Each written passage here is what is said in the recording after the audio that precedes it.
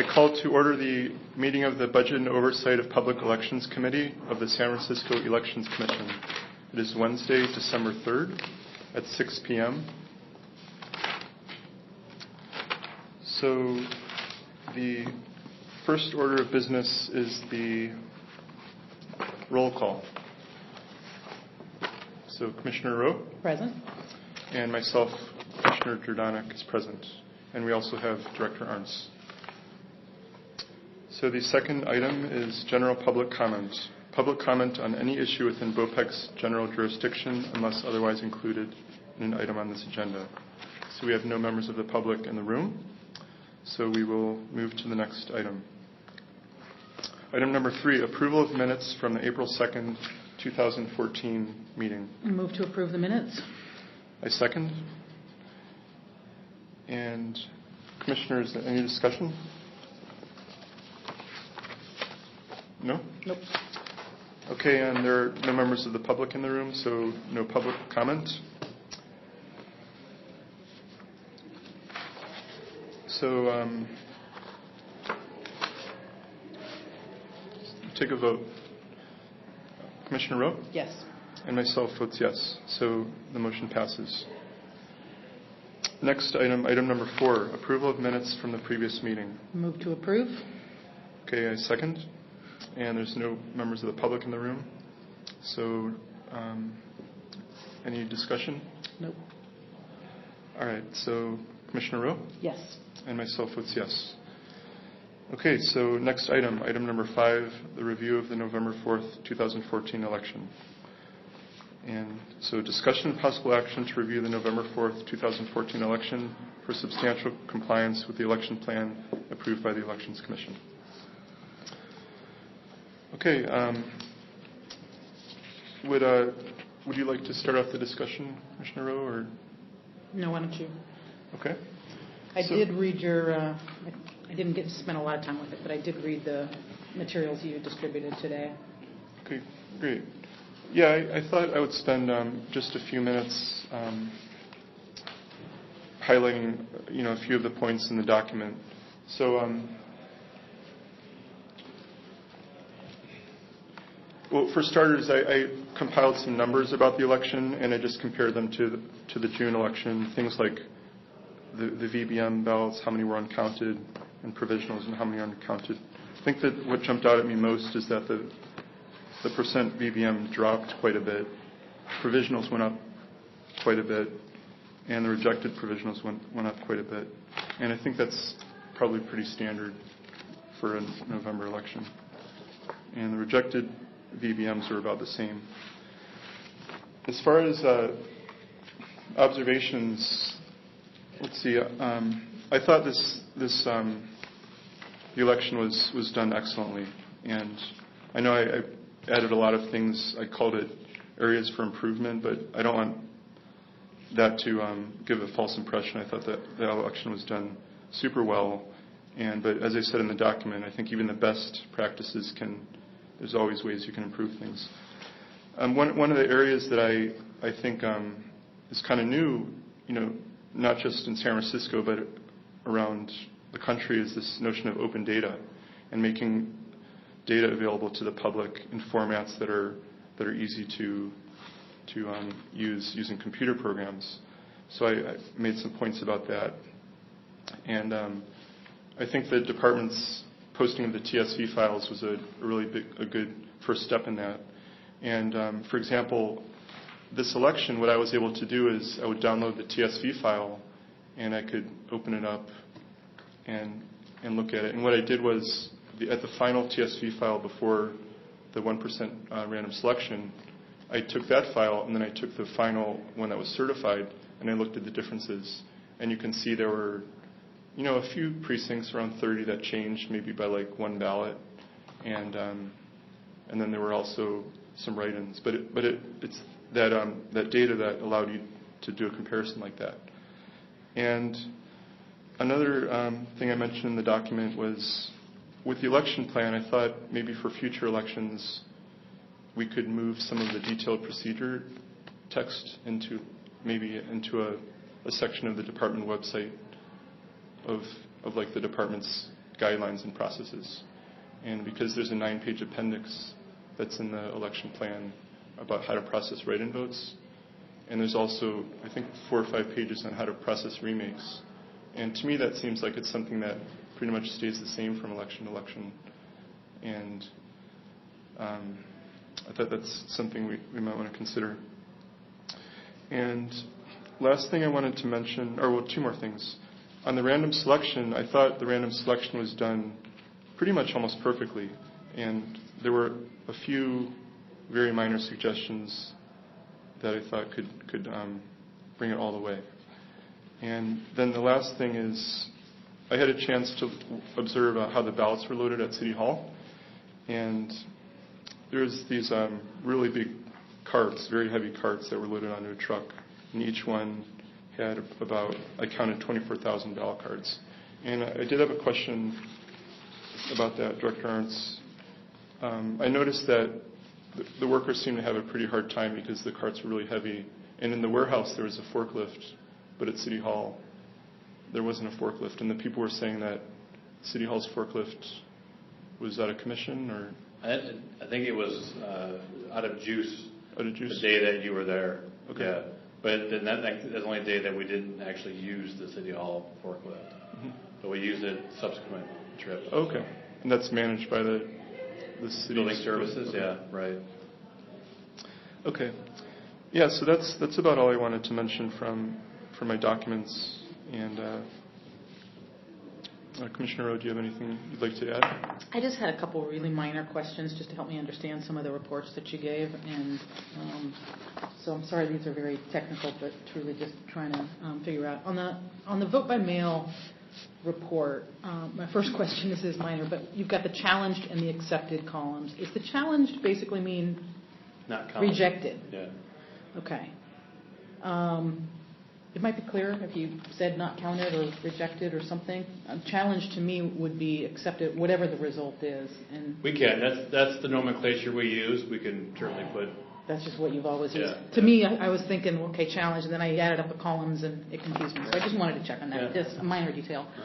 And then, so this is kind of relevant, I think, to what Chris was talking about. But do you ever do any analysis of why certain precincts seem to be more prone to having the not accepteds than others?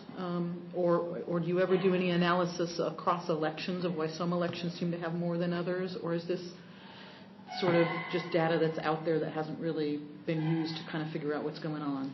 Yeah, we haven't done a precinct-by-precinct review. But you really can't compare a primary to a general election as far as this information is concerned. Because of the turnout, number of ballot types, there's just more going on for the general election. But no, we have not done a precinct by precinct review of the challenge ballots, PBM or PV. Well, somewhat. Like for PVs, we know that the colleges, there's going to be a higher number of rejected or not counted challenge provisionals because of residence issues. Yeah.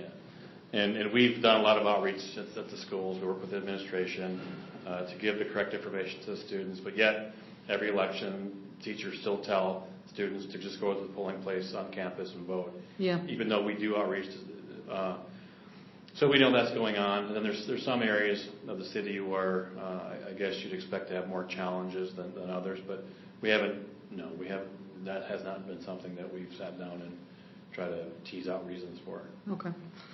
And then this is also a technical question, but on the ones that they were, you call them SP, where the voter marked the box indicating spoiled. They made a mistake, spoiled, okay. Do you do any tracking to see it was 97 for this election. Is there any way of knowing whether those 97 ended up getting new ballots and then ended up successfully voting? Or, because my guess is that these 97 really ended up with a successful vote, but you really can't tell from this. Do you even know that? Or is there a way to track that? Yeah, we could always run the cross-reference records for those voters because, if it's spoiled as a vote by mail that came in that was processed through our equipment, we can compare that against voter history in the registration database to see if they successfully voted vote by mail or at the polling place or at City Hall or provisionally. So we could do that. So spoiled is either they come into the polling place and say, I made a mistake, I want a new ballot, or can they mail that in, or do they have to actually come into City Hall? They can mail it back to us too. So they can mail back their ballot marked spoiled, and then we'll contact them, or depending on when it is, or send out a second ballot, because that's what the box is on the envelope. So they don't pay any postage. It sends back to us, and they mark it. It gets kicked out. And a lot of times too, they'll call us and tell us they spoiled the ballot, and we'll issue a second one before they even send us. They don't have to send us the first one. They don't. They don't. Because you'll know if they send in two, and you'll reject the second one. Right. Yeah. Because we spoil the first one in our system, and so when the first one were to come back to us, it'd go into the spoiled bin. But then we would hold it though, because if they don't send the second one back, we would actually go back and count the first one. Oh, you do? Yeah. So we do try to apply voter history in any way that we can. But I don't know, for these 97 people, I don't know if there's... My guess is that all 97 of them at least had the opportunity to vote if they chose to, right? Ideally, I don't know. Ideally, I have to look. I don't want to say yes, but I don't know. Yeah, because to me, I understand why it's on the challenge list, but it's not necessarily a challenge. It's not you saying that there's some reason we have to take a special look at this one and consider whether it's a valid vote, really. It's them telling you they need another ballot, which you do. So to me, it sort of inflates the numbers in a way, because I think those 97 probably, I'm sure not all of them actually voted, but I'm sure all of them, or at least hopefully all of them had the opportunity, got a new ballot. Certainly if you go into a polling place, I think you can give your VBM and they'll issue do they issue a provisional ballot, or they issue a regular, they issue regular ballot cards. Right. So if you're in the roster.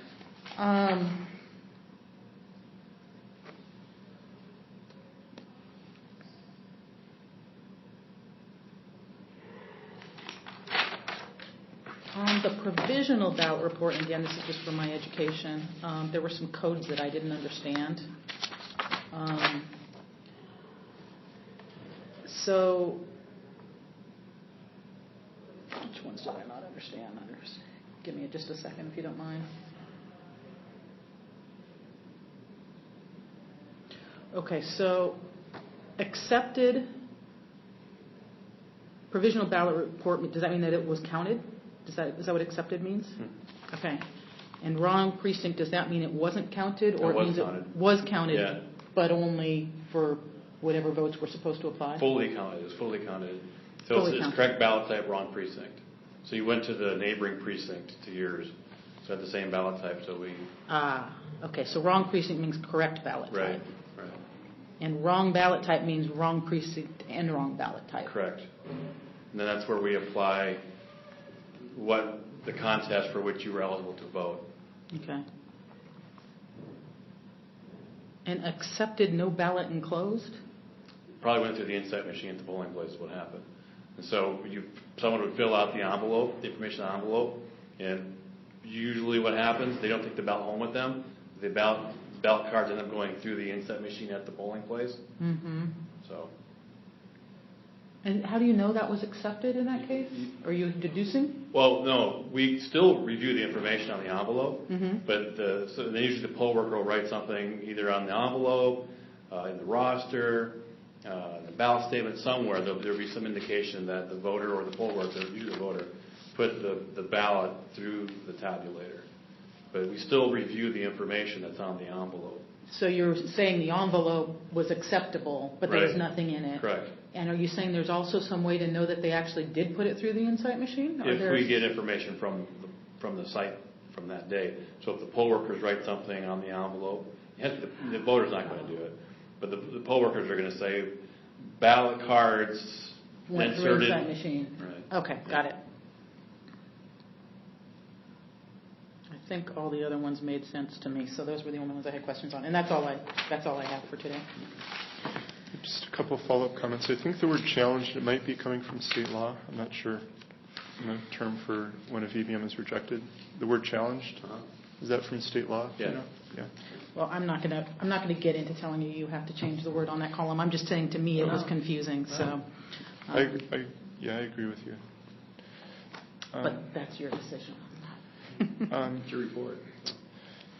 Oh, the other thing too is, I don't know if you noticed, Commissioner Rowe, but over the summer I had compared those uncounted vote by mail ballots by neighborhood, and you could see how the percentages. So not at the precinct level, but I just did it by the neighborhood level, the same neighborhoods that the election uses, and I saw that the percentages range from something like the lowest was 1% lower than the highest, so something like 1.5% to 2.5%.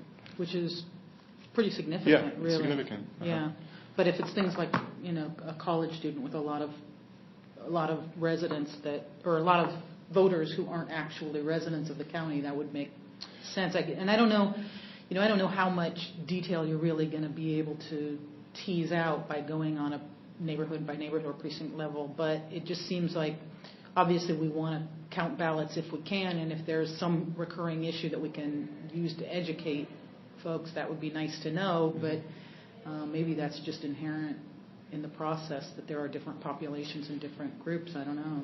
It is. I agree. I think so. And I think, too, I'll keep coming back to this, having all the languages on the materials, on the ballots and on the envelopes makes the information harder for people to understand, pick up the content and understand, because there's just so much information. So when we go to the bilingual ballot, I think it'll make the ballot easier for people to navigate. When it comes to the envelopes, I haven't thought about that, in fact. The vote by mail envelopes will be bilingual. The provisional envelopes potentially would have to go bilingual for those as well. That's one thing, is just even people who are English speakers have a hard time, or we get complaints every election that there's so much content on the ballot cards. It's hard to find what they need to read. Right. Yeah. And where to mark, because because you'll have this much content, but your voting area is way up here. And it might be different languages, but your eyes, some people just get overwhelmed by it. And I think that's an issue. I don't think I don't know. I'm not saying it's a 1% differential. That's your reason, but I do think it's one of the reasons why. It's just that makes things more complicated by having 3 or 4 languages presented at the same time on the materials. So it'll be interesting to see if that changes when you go. So on the envelopes, you're going to go to bilingual too? For vote by mail. But for provisional, you haven't quite decided what to do about it. Yeah, I haven't thought about that actually. So maybe we should all pay attention to seeing if that ends up making a difference. We'll have a test case, really. Right. One positive development is that I believe is it the next election where there's going to be a 3-day postmark change. So I think. Did that in fact get passed? Yeah. I read about it, but I didn't. Yeah. So in terms of the rejected vote by mail ballots, about half of them are because of being received late in the mail. So it's possible that will cut down the numbers by like 50%. So is the idea under that if it's postmarked on election day, as long as it's received within the next 3 days, you will count it? Is that going to make things easier, harder, indifferent? No, it makes it a little slow everything down for us. Because we've got to wait the close of business the 3rd day to see if the post office delivers us any vote by mail ballots to even start the processing of the provisional ballots. And so and then that'll delay the manual tally. Right. Yeah. Right. But it'll probably lead to counting of more votes. Right. Okay. So I don't have anything else to add. Do you? I don't either. I'll make a motion to forward a recommendation to the full commission that we find that the November 4, 2014 election substantially complied with the election plan that had been approved by the commission. I'm glad you said that, not me. I second that. Okay. So, public comment. There is no one in the room right now, so there is no public comment. May we have a vote?